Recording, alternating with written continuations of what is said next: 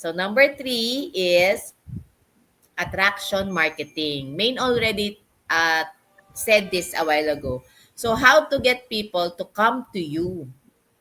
So all right. So instead of chasing people or spamming around messages, hoping someone will be interested, we do things differently. So we use something called attraction marketing. So this means we don't push or beg people to join or to come to us.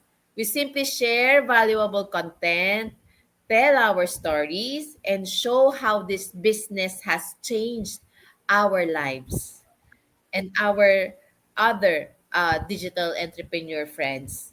So, and when people see that, they naturally get curious and reach out to us without us coming